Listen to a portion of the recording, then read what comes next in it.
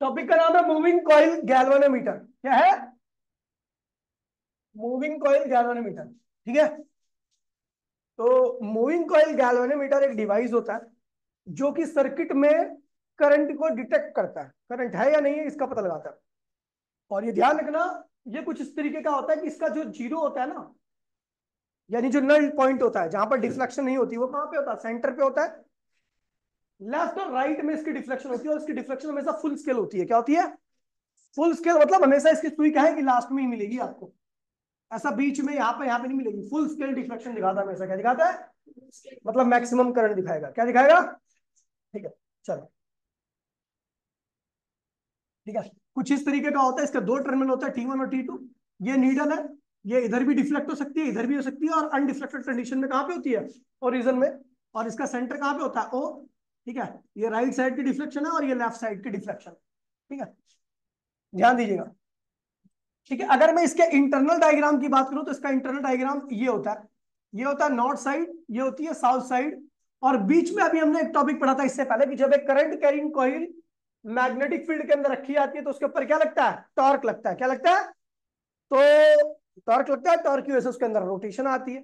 तो ये भी वही है कि इनको दो मैग्नेट के बीच में रखा गया है। अब दो मैग्नेट की खुद की क्या होगी? मैग्नेटिक फील्ड होगी।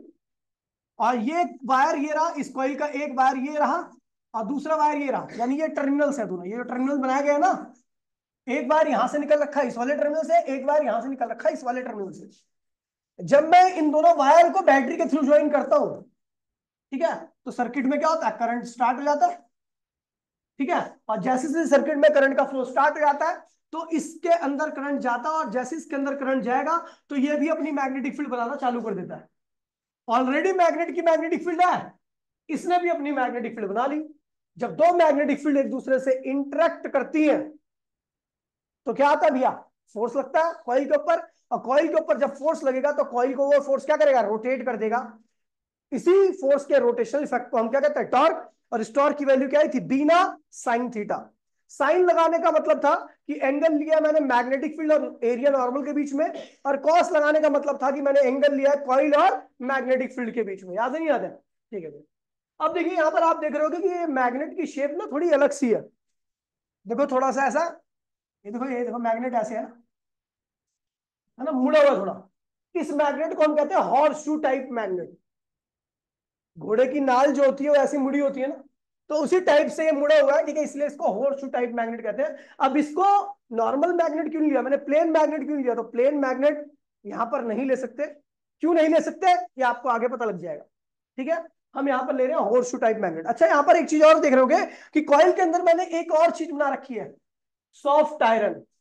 देखिए, मैग्नेटिक प्रॉपर्टी के हिसाब से हमारे पास तीन तरीके मटेरियल होते हैं। एक होता है डाया, दूसरा होता है पैरा, और तीसरा होता है फेरो। ये तीन टाइप के मैग्नेटिक मटेरियल है।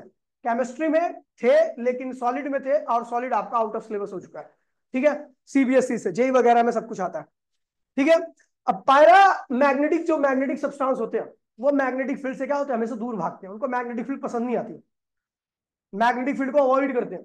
अगर वो यहां पे रखा हुआ पैरा मैग्नेटिक और मैग्नेटिक फील्ड ऐसे आ रही है तो मैग्नेटिक फील्ड मुड़ जाएगी, लेकिन इससे पास नहीं करेगी। लेकिन अगर ये पैरा हो, ये तो डाई की बात होगी, अगर ये पैरा हो तो भैया मैग्नेटिक फील्ड इसके अंदर चली जाती है। ठीक है, लेकिन फेरो अगर हो, गलती से फेरो, तो मैग्नेट देखिए ये वाली ये जो इसके पास जा रही है मैग्नेटिक फील्ड वो तो पास कर जाएगी इससे, लेकिन जो इधर जा रही है ना वो दूर जाए चली जाएगी, कोई दिक्कत नहीं, इसके अंदर से पास करने की उसको जरूरत नहीं है।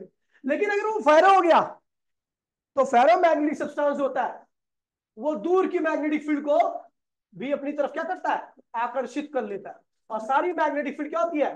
फेरो से ही पास करती है। कुछ इसी तरीके से एग्जांपल, मैं खड़ा हूं, मैं मान लीजिए मैं फेरो मैग्नेटिक सब्सटेंस हूं, और मेरे से 4 मीटर दूर कोई मैग्नेटिक फील्ड उस रास्ते से जानी है। लेकिन अब मेरे फेरो होने की वजह से वो 4 मीटर दूर से नहीं जाएगी, अब वो क्या होगी? मुड़कर मेरे अंदर से पास करके जाएगी। तो फेरोमैग्नेटिक सब्सटेंस वो सब्सटेंस होते हैं जिनकी मैग्नेटिक परमेबिलिटी क्या होती है? बहुत ज्यादा होती है। मैग्नेटिक परमेबिलिटी ज्यादा होने का मतलब होता है कि अपने अंदर से मैग्नेटिक फील्ड लाइन को ये पास ही कराएंगे। अगर आसपास किसी भी रीजन में इनके मैग्नेटिक फील्ड होगी तो वो इनसे ही पास करेगी, चाहे इसको मुड़ के आना पड़े। समझ गए? तो ये जो आपका सॉफ्ट आयरन कोर होता है, ये फेरोमैग्नेटिक सब्सटेंस होता है, यानी इसकी मैग्नेटिक परमेबिलिटी क्या होती है? काफी ज्यादा होती है, और काफी ज्यादा मैग्नेटिक परमेबिलिटी होने की वजह से सारी मैग्नेटिक फील्ड लाइन इससे पास करती हैं। अब हुआ क्या है, यहाँ पर ये सॉफ्ट आयरन को, छोटा सा आयरन का टुकड़ा लिया हमने, और उसी के ऊपर क्या किया हमने, इस वायर को लपेटा, और वायर को लपेट लपेट के क्या तैयार कर दी, कॉइल क्या तैयार कर दी, और वायर का एक एंड यहां से एक टर्मिनल बन गया, और दूसरा एंड क्या बन गया, दूसरा टर्मिनल बन गया। समझ गया, समझ गया। अब देखिए, जैसे इन दोनों टर्मिनल को बैटरी से जोड़ते हैं तो बैटरी का करंट जाता है इधर से, और इस कॉइल से ऐसा घूम घूम के जाता है, और जब कॉइल से करंट पास करता है तो कॉइल क्या बनाती है, मैग्नेटिक फील्ड।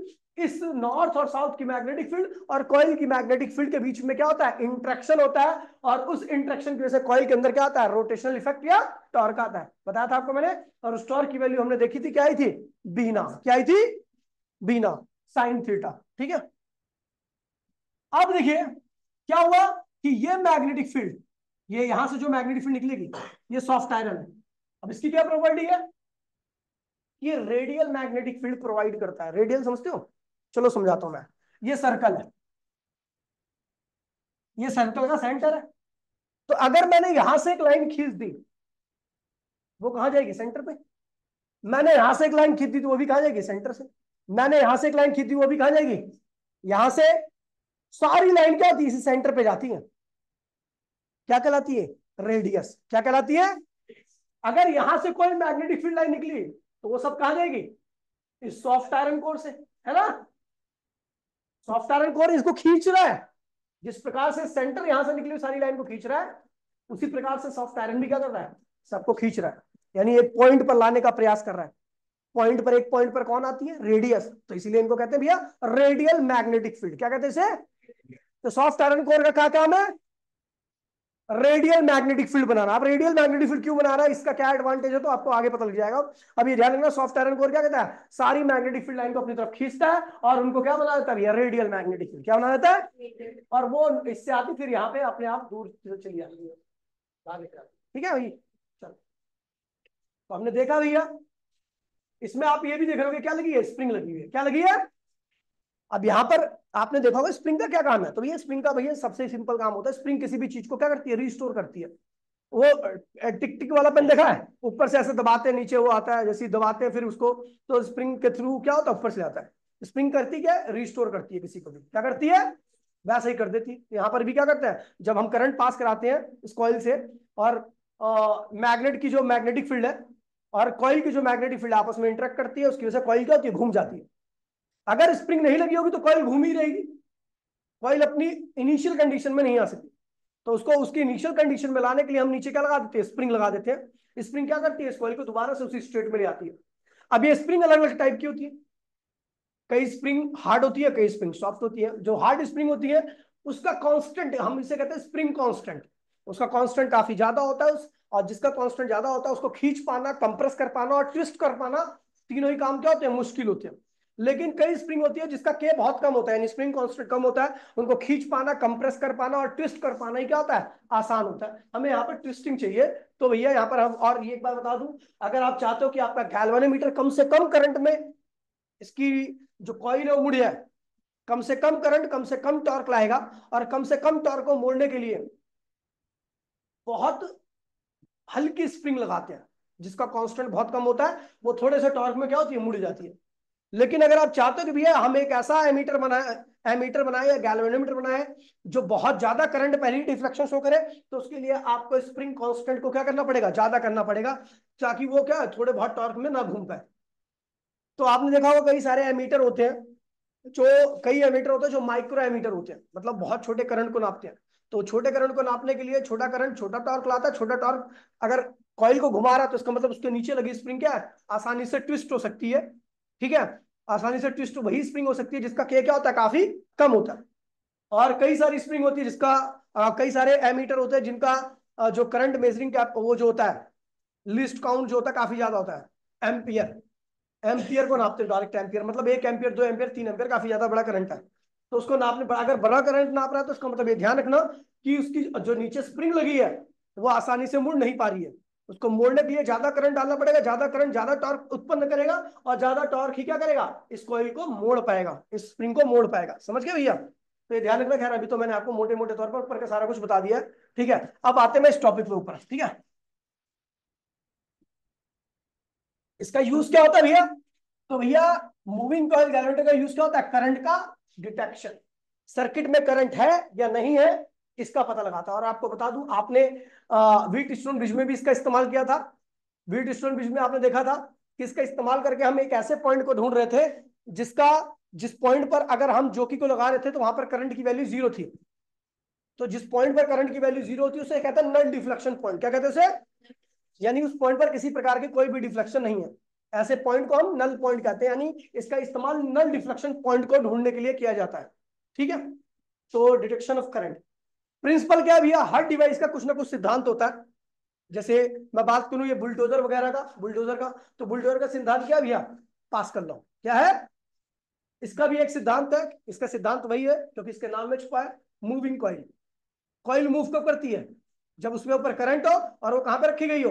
मैग्नेटिक फील्ड के अंदर रखी गई है। यही इसका सिद्धांत है कि जब एक current carrying coil magnetic field के अंदर रखी जाती है तो उसके ऊपर क्या लगता है? टॉर्क लगता है, और वही टॉर्क क्या करता है? उस कॉइल को घुमा देता है। समझ गए भैया? तो ये लिखा हुआ है current carrying coil placed in a uniform magnetic field it experience torque और this torque rotate the coil. ठीक है भैया, अब हम बात करते हैं भैया इसके डायग्राम की। काफी ज्यादा इंपोर्टेंट डायग्राम है और काफी ज्यादा बार ये टॉपिक आ भी रखा है आपका। ठीक है,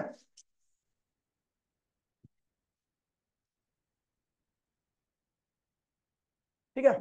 अब ये जो गैल्वेनोमीटर मैंने आपको दिखाया था ये साइड व्यू था इसका। ये क्या था? साइड व्यू था।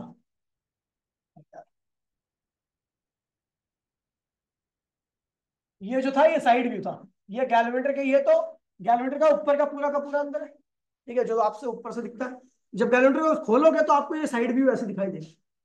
ठीक है, साइड से आपको ऐसे दिखाई देगा। एक कॉइल है, उसके अंदर सॉफ्ट आयरन लगा हुआ है, दो मैग्नेट लगे हुए, नीचे स्प्रिंग लगी हुई है। ये एक टर्मिनल हो गया, ये दूसरा टर्मिनल हो गया। ठीक है, यहाँ पर एक और बना रखा है तो इसे वायर कहते हैं। ओ सॉरी, मिरर होता है ये। खैर इसका आपको यूज करना नहीं है। ठीक है, चलो देखिए, जब मैं यहां से देखता हूं ऊपर वाले पोर्शन को तो इसे कहते हैं टॉप व्यू। क्या कहते हैं इसे? और टॉप व्यू कुछ इस तरीके से दिखाई देता है जब मैं ऊपर से देखता हूं उसको। ये देखो ऐसा, समझ गए भैया? ये है आपका टॉप व्यू।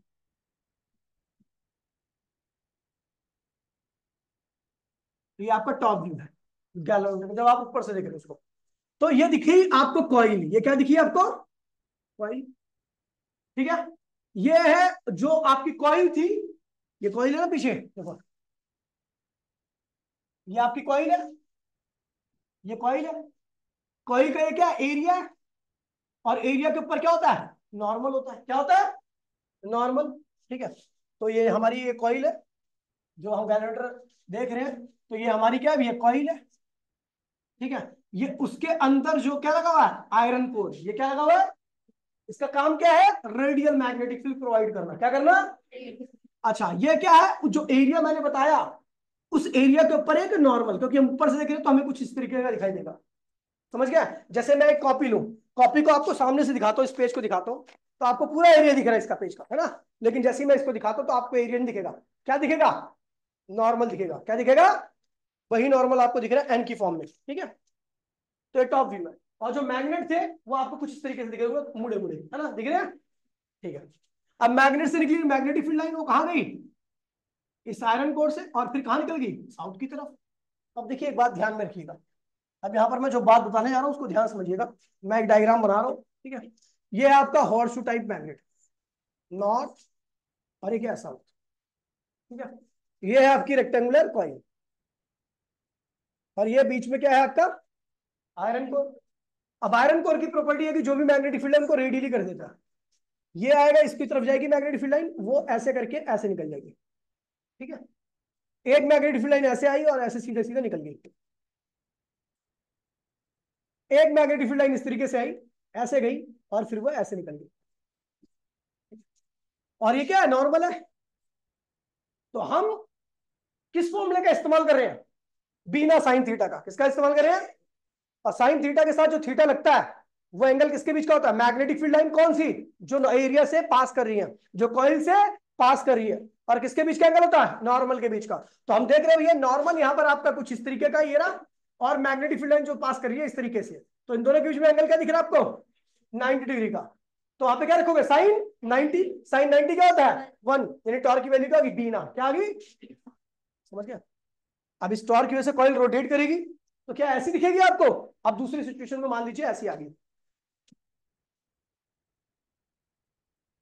कॉइल रोटेट करके कुछ इस तरीके से आ गई, उसने अपने आप को इस तरीके से अरेंज कर लिया, कर लिया। एक मैग्नेटिक फील्ड लाइन तो ऐसे आ रही थी, जिसके साथ पहले 90 डिग्री का एंगल था, वह ऐसे निकल जाएगी। नॉर्मल कॉइल रोटेट हुई, कॉइल रोटेट हुई तो उसका नॉर्मल भी क्या होगा, इसके साथ रोटेट होकर ऐसे हो जाएगा। अब हम देख रहे हैं कि मैग्नेटिक फील्ड लाइन, ये जो मैग्नेटिक फील्ड लाइन है इस नॉर्मल के परपेंडिकुलर अब नहीं है, लेकिन मैं किस मैग्नेटिक फील्ड लाइन की बात करता हूं, जो इस कॉइल से पास करती है। ये पास नहीं कर रही, ये पूरी तरह से पास। अब देखो क्या होता है, मैंने ऊपर भी मैग्नेटिक फील्ड लाइन बना रखी है, ये एक मैग्नेटिक फील्ड थी, ऐसी थी, वो ऐसे आई थी और ऐसे ही क्या हुई, निकल गई थी। एक मैग्नेटिक फील्ड नीचे से आई थी, वो ऐसे आई थी, ध्यान दीजिएगा यही समझने वाली बात है, इसमें और कुछ नहीं है। ऐसे आई थी, ऐसे रही थी, और फिर नीचे की तरफ ऐसे निकल गई थी, समझ गया? मैं उस मैग्नेटिक फील्ड लाइन की बात कर रहा हूं जो इस कॉइल से पास कर रही है। इस बारी ये वाली मैग्नेटिक फील्ड लाइन और ये वाली मैग्नेटिक फील्ड लाइन, ये मैग्नेटिक फील्ड लाइन, ये मैग्नेटिक फील्ड लाइन इस कॉइल से पास कर रही है अच्छे से। इस कंडीशन में भी नॉर्मल कितना एंगल बना रहा है इनके साथ, इसके साथ और इसके साथ 90 बना रहा है। तो यही एडवांटेज होती है अगर ये रेडियल नहीं होती। अगर मान लीजिए मैग्नेट आपका ऐसा होता, ऐसा होता, तो केवल इसी सिचुएशन में नॉर्मल और मैग्नेटिक फील्ड लाइन एक दूसरे के क्या होती, परपेंडिकुलर होती। अगर क्योंकि सारी मैग्नेटिक फील्ड लाइन हम, अगर आपका ये मैग्नेट नॉर्थ ऐसे होता और साउथ ऐसे होता, तो सारी मैग्नेटिक फील्ड लाइन कुछ इस तरीके से होती। और अगर मान लीजिए इस टॉर्क की वजह से ये कॉइल टर्न कर जाती, तो उस कंडीशन में आपकी कोई सी भी मैग्नेटिक फील्ड लाइन नॉर्मल के परपेंडिकुलर होती ही नहीं। अगर मैग्नेट आपके फ्लैट होते, प्लेन होते, तो केवल एक ही सिचुएशन में मैग्नेटिक फील्ड लाइन और नॉर्मल एक दूसरे के परपेंडिकुलर होते, वो भी इस वाली कंडीशन में, है ना? और इसी केस में टॉर्क क्या आता, बीना आता। लेकिन अगर कॉइल टर्न कर जाती तो इस वाली किसी भी सिचुएशन में अब क्या होगा, टॉर्क बीना नहीं आएगा, कुछ और आएगा। और ये ध्यान रखना कि एक डिवाइस में टॉर्क हमेशा एक जैसा ही आता है। तो इसीलिए हम डिवाइस में क्या लगाते हैं, हॉर्स शू मैग्नेट, क्या लगाते हैं, ताकि मैग्नेटिक फील्ड लाइन हमेशा कैसी रहे, रेडियल रहे, नॉर्मल के हमेशा क्या रहे, परपेंडिकुलर है, और टॉर्क हर सिचुएशन में क्या आता रहे, सेम आता रहे, उसकी वैल्यू क्या रहे, बी ना रहे, क्या रहे। ठीक है भैया, उसी मैग्नेटिक फील्ड लाइन को कंसीडर करना है जो कॉइल से पास कर रही है। तो इस सिचुएशन में ये मैग्नेटिक फील्ड लाइन और ये मैग्नेटिक फील्ड लाइन पास कर रही है, और नॉर्मल क्या उसके परपेंडिकुलर, टॉर्क फिर क्या आएगा, बी ना आएगा, क्या आएगा। यानी हर गैलोमीटर के अंदर टॉर्क की वैल्यू हमेशा क्या होती है, फिक्स होती है, जो कि क्या होती है, बी ना। ध्यान दीजिएगा। क्या अच्छा यहाँ पर बता दूं, अब सारी कैलकुलेशन होगी, अब मेन चीज आपकी खत्म हो चुकी है। एन क्या है, बी ए क्या है, बी क्या है, किसकी वजह से, आई क्या है, अप्लाइड करंट है जो आपने टर्मिनल्स के थ्रू दे रखे हैं। यूज ऑफ टर्न कोर का यूज क्या है, to provide the radial magnetic field. Radial magnetic field की वजह से ही टॉर्क की वैल्यू हमेशा क्या होती है, बीना होती है। ठीक है, अच्छा कैलकुलेशन हम जानते हैं, टॉर्क का फॉर्मूला क्या होता है, बीना साइन थीटा। यार तंग कर रखा है ये, गुस्सा आ गया, मैं डिस्प्ले मार दूंगा।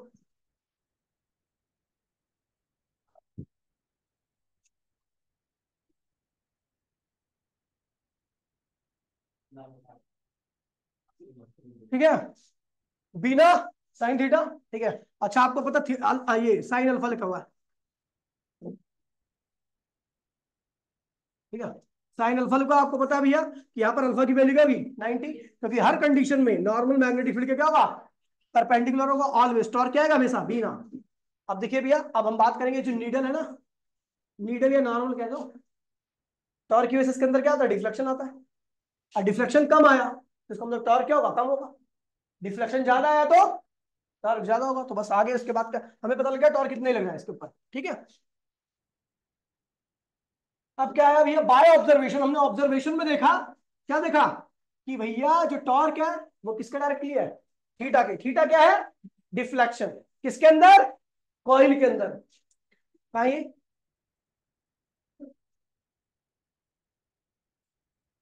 कॉइल के अंदर डिफ्लेक्शन आई है, ठीक है। तो कॉइल के अंदर जो डिफ्लेक्शन है किस पे डिपेंड कर रही है, टॉर्क पे। और आपको पता है इस प्रोपोर्शनलिटी साइन को हटाने के लिए हमने क्या लगा दिया, कांस्टेंट। ये क्या क्या है, स्प्रिंग कांस्टेंट। और आपको मैंने बताया स्प्रिंग कांस्टेंट की वैल्यू अलग अलग होती है। कई सारी स्प्रिंग क्या होती है, हार्ड होती है। हमें कम सेंसिटिव, कम करंट, ज्यादा करंट को मेजर करने के लिए एमीटर या गैल्वेनोमीटर बनाना होता है, तो उसमें ऐसी स्प्रिंग लगाते हैं जो कम करंट ना मेजर कर पाए, बड़ा ही करंट मेजर करें, क्योंकि बड़ा करंट बड़ा टॉर्क उत्पन्न करता है और बड़ा टॉर्क ही घुमा सकता है उस कॉइल को। तो उस कॉइल को घुमाने, अगर बड़ा टॉर्क घुमा रहा है तो उसका मतलब छोटा टॉर्क नहीं घुमा पा रहा। छोटा टॉर्क कब आएगा, जब कम करंट रहेगा। तो उस कम करंट को नहीं मेजर करना, तो इसलिए हम क्या लगा देते हैं उसके अंदर, हार्ड स्प्रिंग लगा देते हैं। ठीक है, वो कम सेंसिटिव गैल्वेनोमीटर होता है। जो ज्यादा सेंसिटिव होता है उसके अंदर हम क्या लगाते हैं, बहुत हल्की स्प्रिंग लगाते हैं, ताकि छोटे से छोटे टॉर्क में क्या हो जाए, घूम जाए। ठीक है, तो कह रहे भैया torque is directly equal to deflection, जितना ज्यादा डिफ्लेक्शन आएगा इसका मतलब उतना ज्यादा क्या है, टॉर्क है। इस प्रोपोर्शनलिटी साइन को हटाने के लिए हमने कांस्टेंट का इस्तेमाल किया। कौन सा कांस्टेंट है भैया, स्प्रिंग कांस्टेंट। अलग अलग स्प्रिंग के लिए क्या होता है, अलग अलग होता है। जो हार्ड स्प्रिंग होती है, जिसको मोड़ पाना, खींच पाना और ट्विस्ट कर पाना कठिन होता है, उसके लिए के की वैल्यू क्या होती है, ज्यादा होती है। और ऐसी स्प्रिंग जिसको खींच पाना, मोड़ पाना और स्ट्रेच कर पाना, जो भी है, कंप्रेस कर पाना, हार्ड होता है, मुश्किल होता है, उसके लिए के की वैल्यू क्या होती है, काफी ज्यादा होती है।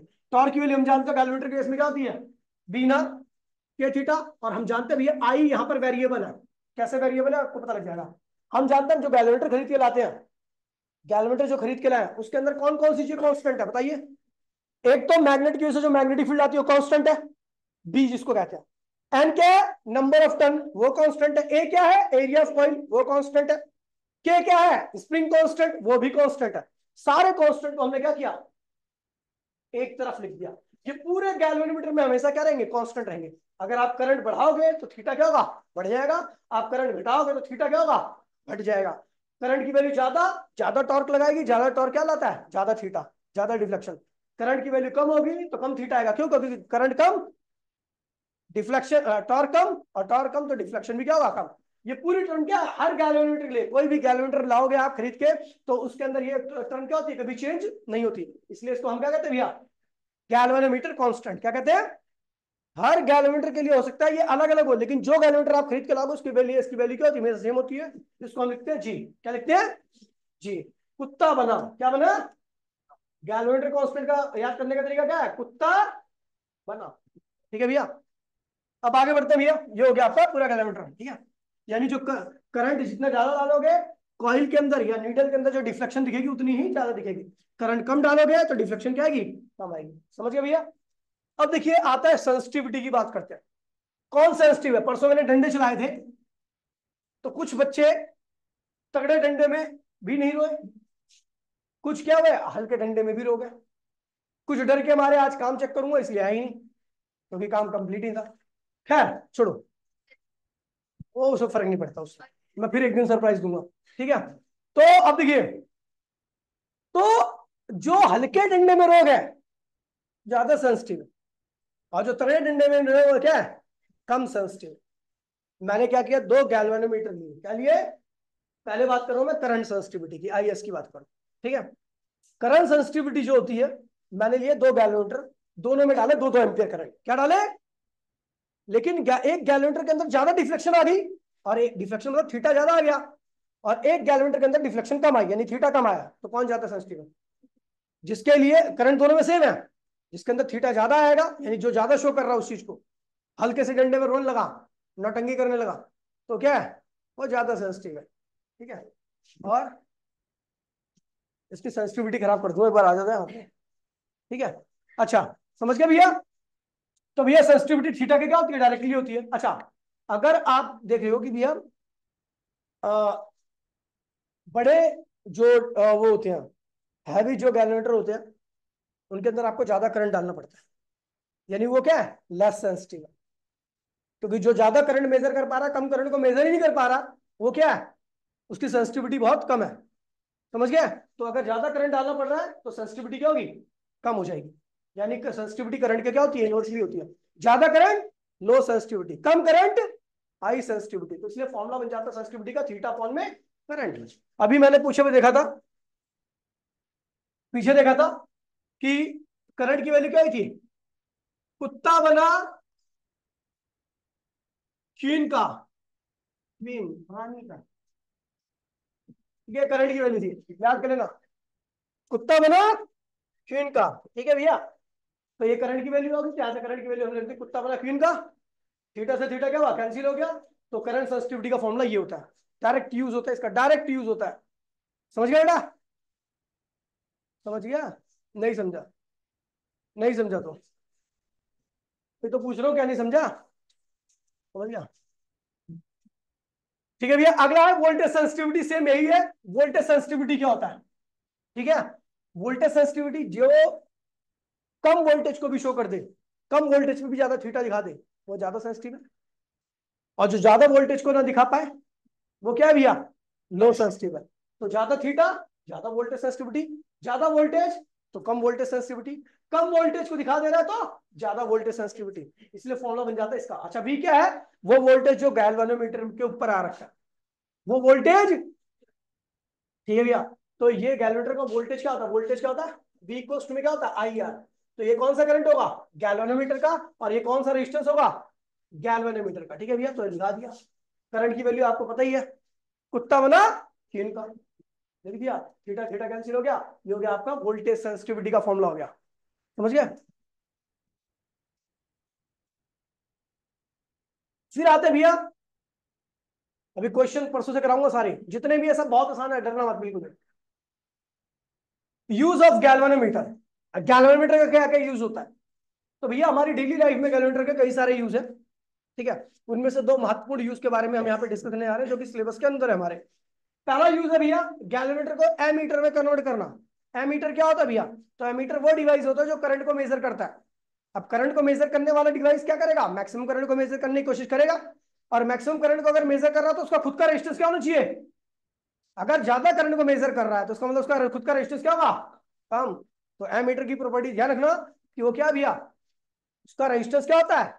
कम होता है। पहली प्रॉपर्टी होगी। दूसरी कि आप गैल्वेनोमीटर का कनेक्शन कैसे करते हो सर्किट में। वैसे आपको बता दूं तो सीरीज में कनेक्शन होता है इसका। गैल्वेनोमीटर का कनेक्शन सर्किट में क्या होता है? सीरीज में होता है। यदि आप पैरेलल में कर दोगे तो क्या करोगे? गलती करोगे। कौन सी गलती करोगे? देखिए भैया, आपको बता दूं कि भैया ये है आपका सर्किट। अगर आपने यहां पर एमीटर को लगा दिया, ठीक है, और ये एक रेजिस्टेंस है, तो करंट की एक आदत होती है, अगर उसके पास दो रास्ते हैं तो वो उसी रास्ते से जाना पसंद करता है जिस रास्ते का रेजिस्टेंस क्या होता है? कम होता है। मैंने पैरेलल में लगा दिया तो इसका रेजिस्टेंस क्या है? कम है। तो इससे काफी सारा करंट चला जाएगा, और इस करंट का कुछ पार्ट क्या होगा? यहां से भी जाएगा। तो अब ये पूरे करंट को मेजर नहीं कर सकता। क्यों? क्योंकि करंट कुछ नीचे से चला गया जो मेजरमेंट में ही नहीं आ रहा मेरे। समझ गया? समझ गया? पैरेलल में लगाने से सारा का सारा करंट इससे पास नहीं हो पाता। कुछ करंट क्या हुआ? नीचे से भी निकल जाता है जिसका मेजरमेंट हम नहीं कर पाते। थोड़ा ही करंट इससे आता है तो उसी का मेजरमेंट कर पाते हैं, और यहाँ पर आपकी एक्यूरेसी क्या होती है? खराब हो जाती है। इसीलिए गैल्वेनोमीटर को हम किस सॉरी एमीटर को हम किस में लगाते हैं? पैरेलल में लगाते हैं, सीरीज में। सीरीज में लगाने से क्या होता है कि भैया करंट आ रहा है, अब एमीटर लगा दिया तो इसके पास तो एक ही ऑप्शन है ना इस करंट के पास, अब ये इससे ही पास करेगा। जब ये इससे ही पास करेगा तो करंट क्या होगा? सारा पास वहीं से कर रहा तो सारा मेजरमेंट वो भी जाएगा, सब करंट को हम मेजर कर लेंगे। समझ गया? तो इसलिए ध्यान रखना, एमीटर को हम किस में लगाते हैं? सीरीज में। अब हमें टॉपिक क्या, हमारा हमारा टॉपिक है भैया हम एक गैल्वेनोमीटर को एमीटर में कैसे कन्वर्ट करें। तो हमने दो प्रॉपर्टी पढ़ ली। पहला तो हमें इसको सीरीज में लगाना है, दूसरा एमीटर का रेजिस्टेंस क्या होता है? बहुत कम होता है। लेकिन आपको एक जानकारी दे दूं कि जो हम जिसको हम कन्वर्ट कर रहे हैं, किसको कन्वर्ट कर रहे हैं? गैल्वेनोमीटर को। किसमें? इसका खुद का रेजिस्टेंस बहुत ज्यादा होता है, तो ये तो बन ही सकता फिर, ये तो बन ही नहीं पाएगा एमीटर। हम चाहते हैं एमीटर का, एमीटर का खुद का रेजिस्टेंस क्या होता है? बहुत कम होता है। लेकिन हम गैल्वेनोमीटर को कन्वर्ट कर रहे हैं किसमें? एमीटर में। इसका रेजिस्टेंस, खुद का रेजिस्टेंस क्या होता है? ज्यादा होता है। समस्या की ना? तो ये एक समस्या का निदान है हमारे पास। हम क्या करते हैं, इस गैल्वेनोमीटर को लेते हैं, ले लिया, और इसके पैरेलल में एक बहुत छोटा सा रेजिस्टेंस जोड़ देते हैं, इसको हम कहते हैं शंट। इस छोटे से रेजिस्टेंस को हम क्या कहते हैं? शंट। अब इसकी दो दो एडवांटेज है। इसकी दो दो एडवांटेज क्या है शंट लगाने की? पहला तो ये भी है, गैल्वेनोमीटर जो होता है ना, इसकी एक खासियत होती है, एक तो इसका रेजिस्टेंस ज्यादा होता है, दूसरा यदि आप इससे स्ट्रॉन्ग करंट पास कराओगे ना तो ये साला मर जाता है, खराब हो जाता है। स्ट्रॉन्ग करंट से क्या होता है? इसके अंदर बहुत ज्यादा टॉर्क आ जाता है, और टॉर्क इसकी स्प्रिंग जो लगी है ना उसको भी घुमा देता है एकदम। और स्प्रिंग को ज्यादा घुमा दोगे तो स्प्रिंग क्या होती है? खराब हो जाती है, टूट नहीं जाती, खराब हो जाती है।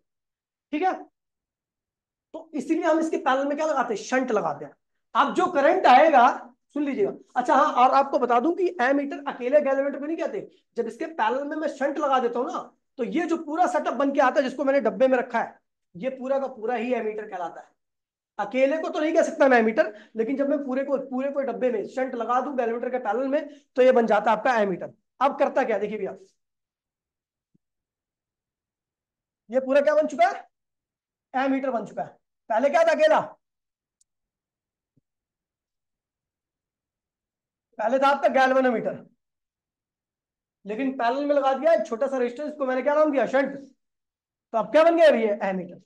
अब इसको छोड़ दिया हमने सर्किट के साथ,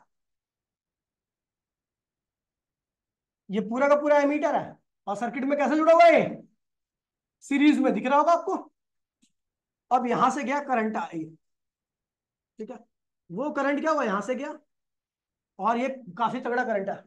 तो अब इस करंट के पास दो दो ऑप्शन है, एक तो ऊपर कम रेजिस्टेंस वाला रास्ता है, नीचे ज्यादा रेजिस्टेंस वाला रास्ता है। करंट को क्या पसंद है, कम रेजिस्टेंस। तो इस करंट का बहुत बड़ा पार्ट क्या होता है, बहुत छोटा पार्ट, क्योंकि इसका रेजिस्टेंस ज्यादा है गैल्वेमीटर का, तो इससे बहुत छोटा करंट जाता है, आई जी क्या जाता है। और इससे बहुत बड़ा करंट कितना आएगा, आई माइनस, ये बहुत छोटा होता है रेजिस्टेंस, तो इसलिए इससे बहुत बड़ा करंट पास करता है, और इससे बहुत छोटा करंट पास करता है। बहुत छोटे करंट को ये मेजर कर लेगा, बाद में कैलकुलेशन से आपको टोटल करंट मिल जाएगा। कैसे होगी कैलकुलेशन, अभी आगे वेट कर लीजिए, ठीक है भैया। तो शंट क्या होता है, एक छोटा सा रेजिस्टेंस जिसको मैं पैरेलल में जोड़ता हूं गैल्वेमीटर के साथ। अब ये क्या बन जाता है, एमीटर। एमीटर बना तो ध्यान रखना इसका रेजिस्टेंस भी कम हुआ होगा। तो आपको अगर याद होगा तो पैरेलल कॉम्बिनेशन में अगर दो रेजिस्टेंस लगे हैं, एक का रेजिस्टेंस 1 करोड़ ओम है, कितना है, और दूसरे वाले का 0.001 ओम है, तो इनका जो दोनों का कंबाइंड रेजिस्टेंस आएगा पैरेलल में, वो टोटल रेजिस्टेंस क्या होगा, छोटे वाले से भी अब क्या होगा, छोटा हो जाएगा, अगर आपको याद होगा तो इस शंट के जोड़ने से इस पूरे सेटअप का कुल रेजिस्टेंस क्या होता है, बहुत कम हो जाता है, और ये क्या बन जाता है, एमीटर। क्या बन जाता है, एमीटर। अब इस एमीटर में इस करंट आता है, बहुत बड़ा करंट ऊपर जाता है। बहुत बड़ा करंट क्यों गया, क्योंकि शंट का रेजिस्टेंस खुद का क्या है, बहुत कम है, और इससे बहुत छोटा सा करंट जाता है जिसको ये गैल्वेमीटर मेजर कर लेता है। अच्छा आपको बता दूं, ये दोनों आपस में किसमें लगे, शंट और गैल्वेमीटर। शंट और गैल्वेमीटर किसमें लगे आपस में, पैरेलल में। तो शंट का आपको पता है पैरेलल कॉम्बिनेशन में दो ब्रांचेस का पोटेंशियल क्या होता है, सेम होता है। तो शंट का वोल्टेज और गैल्वेनोमीटर का वोल्टेज आपस में क्या होता है भैया, सेम होता है, एग्जैक्टली सेम होता है, क्योंकि दोनों का कॉम्बिनेशन कैसा होता है, पैरेलल होता है। अब देखिए,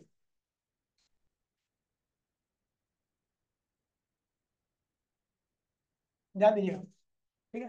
तो ये रहा हमारा डायग्राम बना रखा मैंने, गैल्वेनोमीटर, ये रही आपकी बैटरी, ये लगा दिया इसके पैरेलल में, क्या लगा दिया, शंट। शंट बोले तो छोटा रेजिस्टेंस, ये है आपका जीएम, यहां से गया करंट, और इस करंट का बहुत बड़ा पार्ट कहां चला गया, ऊपर, क्योंकि ऊपर का रेजिस्टेंस क्या है, कम है। यहां से बहुत गया छोटा करंट, आईजी। आईजी लिखा है उस करंट को, क्या लिखा है मैंने, आईजी दिखेगा आपको, खैर आपकी बीए नोट्स भेज दूंगा तुम्हें। आईजी गया ऊपर, कितना गया, यहां से आई आ रहा था, तो आई माइनस आई जी। आपको पता है ये दोनों पैरेलल में लगे, तो इसलिए इसका वोल्टेज और इसका वोल्टेज आपस में क्या है। अब देखिए सारा समझ में आ गया। अब आते मुद्दे पे और करते कैलकुलेशन। आई जी क्या है, वो करंट जो कहां से पास हुआ, और गैल्वेमीटर हमेशा कौन सा डिफ्लेक्शन दिखाता है, फुल स्केल डिफ्लेक्शन, मतलब लास्ट में उसकी नीड आकर रुकती है, ठीक है। आई क्या है, एक्चुअल करंट या टोटल करंट जिसको आप मेजर करना चाहते हो, आई, ठीक है। आर एस क्या है, शंट, जो कि बहुत कम होता है, और इससे बहुत बड़ा करंट जाता है, जिस करंट को मेजर करना होता है उस करंट का एक बहुत बड़ा पार्ट इससे पास करता है। आरजी क्या है, रेजिस्टेंस ऑफ गैल्वेमीटर, जो कि काफी ज्यादा होता है, तो इसलिए इससे बहुत कम करंट आता है। आर एस, आर जी से बहुत छोटा होता है, या आर जी आर एस से बहुत बड़ा। अब हमें कैलकुलेशन में क्या करना है, ये देखिए, कैलकुलेशन कहती है कि असंट का रेजिस्टेंस और गैल्वेमीटर का क्या होगा, सेम रहेगा। क्यों, क्योंकि दोनों क्या है, पैरेलल में है, ठीक है। शंट का वोल्टेज कैसे आएगा, वोल्टेज होता है करंट इंटू में रजिस्टर, तो शंट का करंट क्या है, इतना, और रेजिस्टेंस कितना है, इतना। और अगर गैल्वेमीटर का वोल्टेज निकाला तो क्या होगा, करंट वोल्टेज गैल्वेमीटर से, और रेजिस्टेंस ऑफ गैल्वेमीटर। तो यहाँ पे आप शंट की वैल्यू को निकाल सकते हो, कितना रेजिस्टेंस लगाओ कि वो गैल्वेमीटर किसमें कन्वर्ट हो जाए, एमीटर में। कैसे लगाना है इसको, पैरेलल में। कैसे लगाना है, पैरेलल में। अच्छा यहाँ से करंट भी निकालना है, क्योंकि हमने बेसिकली एमीटर बनाया, तो एमीटर का काम क्या है, टोटल करंट को मेजर करना। तो आप आसानी से कर सकते हो, क्योंकि आर एस देखो, आर एस की मल्टीप्लाई इसमें पूरे में कर दो, तो क्या होगा, आर एस। यार ये सही नहीं चल रहा है ना, इतना खराब तो नहीं चलता यार ये। दिख रहा है?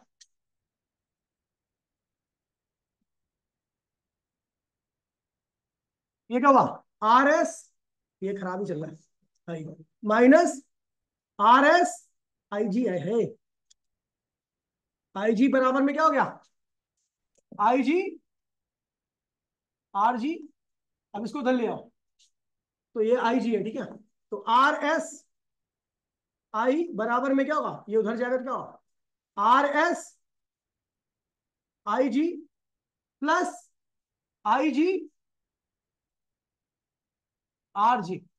अब आई जी कॉमन ले लो, R S I G common चला गया, तो R S plus R G. तो आई की वैल्यू क्या है? टोटल करंट तो निकालना में, आई इक्वल्स टू में आई जी अपॉन में आर एस और आर एस प्लस आर जी। ये बन गया आपका टोटल करंट आ गया। ये क्या आ गया आपका? क्योंकि आपने एमीटर बनाया था ना, तो टोटल करंट आ गया। आपको आईजी पता लग जाएगा क्योंकि गैल्वेमीटर आपको रीडिंग शो कर देगा। आपको आरएस पता है, शंट का रेजिस्टेंस वो भी पता है, तो वहां से पता लग जाएगा। आरएस और आरजी आपको पता ही है, आरजी क्या है? गैल्वेमीटर का रेजिस्टेंस वही पता है, तो आप यहां से टोटल करंट का मेजरमेंट कर सकते हो इसका, ठीक है। चलो भैया, अच्छा इसमें इफेक्टिव रेजिस्टेंस क्या होता है? मतलब ये इफेक्टिव रेजिस्टेंस ऑफ एमीटर लिखना है यहाँ पे। क्या लिखना? एमीटर। क्योंकि आप जब गैल्वेमीटर और रजिस्टर शंट को दोनों को कंबाइन कर देते हो तो क्या बन जाता है? एमीटर। किसमें कंबाइन करते हो? पैरेलल में। तो पैरेलल कॉम्बिनेशन में जो इफेक्टिव रेजिस्टेंस होगा उस सेटअप का, उस एमीटर का, तो कैसे निकलेगा? R G plus R S, one by में R G plus one by में, तो फिर दोनों को पैरेलल में लगा रखा है, ये इफेक्टिव रेजिस्टेंस है। अच्छा, ये जो मैंने बातें बताई है उस बातों को मैंने थोड़ा लिखवा दिया है। क्या कि क्या लिखा है? देखिए, गैल्वेनोमीटर को एमीटर में कन्वर्ट करने के लिए एक स्मॉल रेजिस्टेंस, इसको हम क्या कहते हैं? गैल्वेनोमीटर के क्या लगाते हैं ताकि मैक्सिमम करंट कहां से जाए और गैल्वेनोमीटर क्या हो? स्ट्रॉन्ग करंट से बचा रहे, ठीक है। अच्छा, एक इसमें एक और बात ध्यान रखना, हमें पता भी है जो गैल्वेनोमीटर है वो हमेशा मैक्सिमम करंट शो करता है। क्या करता है? जैसे स्केल में कितने डिवीजन, लास्ट वाली रीडिंग क्या होती है? 12, 6, वैसे 6, 12, 12 सेंटीमीटर का होता है ना? 12 सेंटीमीटर होता है लास्ट का, तो गैल्वेनोमीटर में क्या करेगा? हमेशा 12 को ही शो करेगा, मान लीजिए। तो अपने को पता भी है 12 डिवीजन मिल करके ऐसा बोल रहा है कि आईजी कौन सा करंट होगा? वो करंट जो लास्ट वाला डिवीजन शो करेगा, वो करंट जो। तो भैया मान लीजिए हमारे पास गैल्वेनोमीटर के अंदर कितने डिवीजन है? कितने डिवीजन है? तो एन डिवीजन मिलाकर कितना करंट आ रहा है? जैसे 12 डिवीजन होते हैं स्केल के अंदर, तो 12 डिवीजन मिलाकर के 12 सेंटीमीटर हो जाता है। वैसे ही एन डिवीजन मिलाकर कितना करंट आएगा? तो एन डिवीजन का करंट कितना होता है? एन डिवीजन का करंट जो होता है वो कितना होता है? आई जी। क्या होता है? तो एक डिवीजन का करंट कितना होगा? आई जी अपॉन में एन, आई जी अपॉन में इसका, इसको हम कहते हैं भैया फिगर ऑफ मेरिट। क्या कहते हैं इसे? या लीस्ट काउंट। लीस्ट काउंट जानते हो ना, कोई भी डिवाइस जो सबसे कम करंट मेजर करता है, या उसका एक डिवीजन जो, जो भी कोई भी डिवाइस हो जो उसका एक डिवीजन शो करता है, उसे हम लीस्ट काउंट कहते हैं। तो यहाँ पर एक डिवीजन जो करंट शो कर रहा है वो क्या कर रहा है? आई जी अपॉन में एन। आई जी क्या है? Total current. एन क्या है? Total division. तो टोटल करंट अपॉन में टोटल डिवीजन। जैसे मैं बोलूं 50 किलो खाना खत्म हुआ, 50 लोगों ने खाया, तो एक बंदे ने कितना खाया? ये लीस्ट काउंट है। एक बंदे ने मिनिमम 1 किलो खाना खाया। वैसे ही मैंने बोला कि एन डिवीजन ने मिलकर कितना करंट शो किया? आई जी। तो एक डिवीजन ने कितना किया होगा? समझ गया? तो इसे कहते हैं लिस्ट काउंट। काफी ज्यादा इंपॉर्टेंट टॉपिक, ठीक है। अगला है और लास्ट है इस चैप्टर का, इसके बाद क्वेश्चन चालू होंगे हमारे, ठीक है। ये आसान है फिर भी उससे, ठीक है। कन्वर्जन ऑफ गैल्वेनोमीटर इनटू, इस बार आप गैल्वेनोमीटर को वोल्ट मीटर में कन्वर्ट करोगे। वोल्ट मीटर का काम क्या होता है? पोटेंशियल डिफरेंस को मेजर करना। क्या करना? पोटेंशियल ज्यादा कहाँ का होता है? जहां पे ज्यादा चार्ज होता है। पोटेंशियल कम कहाँ पे होता है? यानी अगर आप डिफरेंस मेजर करना चाहते हो तो एक जगह पे ज्यादा चार्ज हो, दूसरी जगह पे क्या हो? कम चार्ज हो।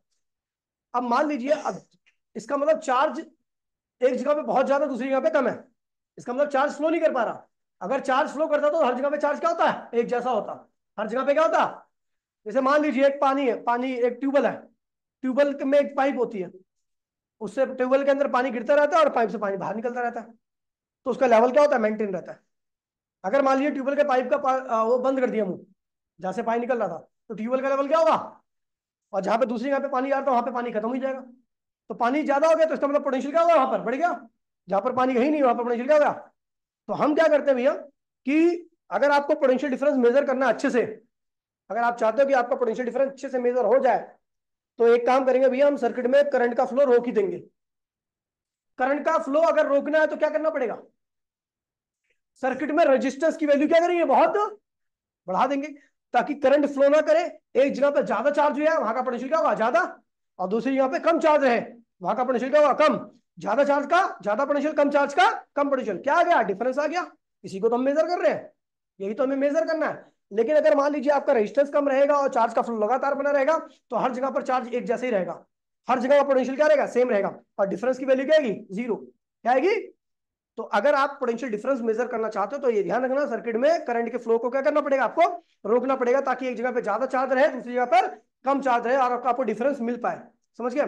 तो हमें क्या करना, पोटेंशियल क्या, वोल्ट मीटर क्या करता है, पोटेंशियल डिफरेंस मेजर करता है। क्या करता है, तो इसकी प्रॉपर्टी क्या होनी चाहिए, इसका रेजिस्टेंस क्या होना चाहिए, बहुत ज्यादा, ताकि ये पोटेंशियल डिफरेंस को एक्यूरेटली मेजर कर पाए। अगर रेजिस्टेंस कम रहेगा तो चार्ज का फ्लो बना रहेगा, उस एक साइड में ज्यादा चार्ज नहीं आ पाएगा। समझ गए, समझ गए। दोनों साइड का पोटेंशियल लगभग क्या होगा, सेम रहेगा। जैसे पानी निकलता रहता है, दोनों जगह का लेवल क्या होता है, लगभग सेम रहता है। अगर पानी निकल ही नहीं पाएगा, तो जैसे डैम बनाए जाते हैं, डैम डैम का दरवाजा बंद कर दो, तो एक जगह पर लेवल क्या होता है, खूब बढ़ जाता है, और दूसरे का लेवल क्या होता है, बहुत कम हो जाता है। तो यहाँ पर पोटेंशियल डिफरेंस आ जाता है। ठीक है। ऐसे ही बिल्कुल चार्ज के केस में भी होता है, कि अगर रजिस्टेंस ज्यादा लगा दोगे, तो एक जगह पे चार्ज क्या होगा, बहुत ज्यादा रहेगा, और दूसरी जगह पे चार्ज निकल ही नहीं पाएगा, तो वहां पर क्या होगा, चार्ज की कमी रहेगी। तो यहाँ पर डिफरेंस आता है। तो वोल्ट मीटर का रजिस्टेंस क्या होना चाहिए, बहुत ज्यादा होना चाहिए। और दूसरा, ये वोल्ट मीटर क्या होना चाहिए, हमेशा सर्किट में पैरेलल लगता है। क्या लगता है, पैरेलल। ठीक है भैया, आप देखिए, तो भैया वोल्ट मीटर एक डिवाइस है जो कि पोटेंशियल डिफरेंस को क्या करता है, एक्यूरेटली मेजर करता है। और वोल्ट मीटर का रेजिस्टेंस क्या होता है, बहुत।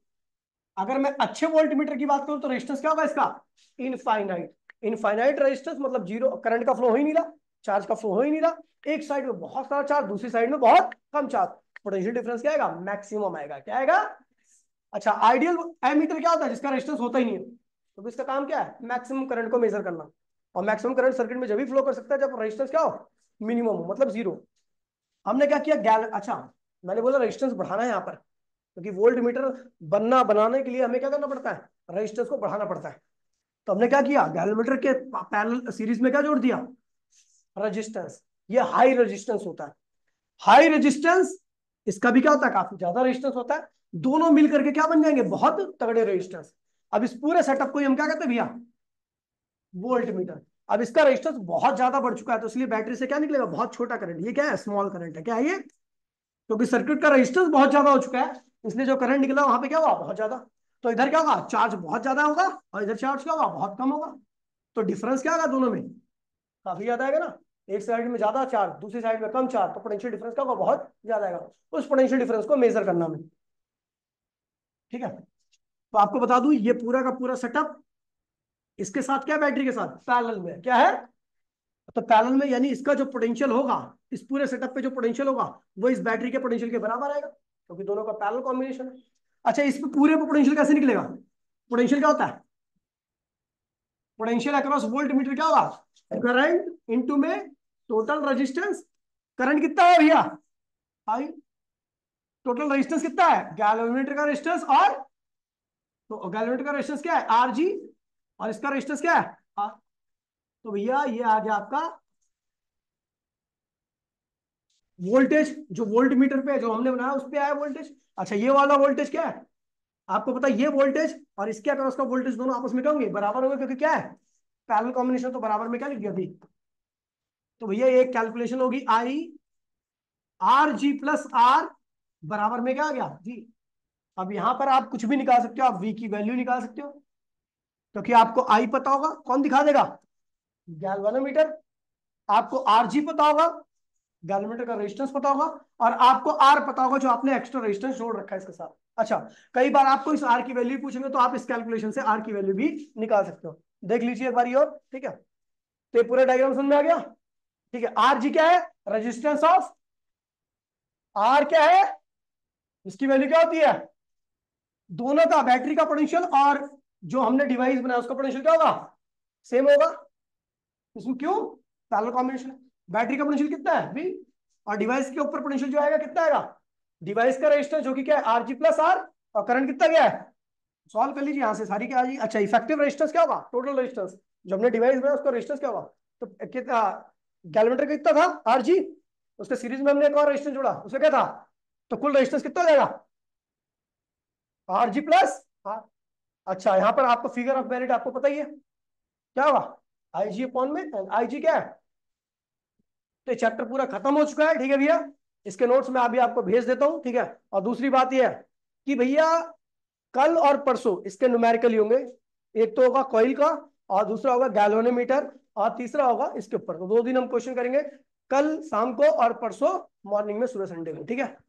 परसों परसों टाटा बाय बाय, जय हिंद जय भारत।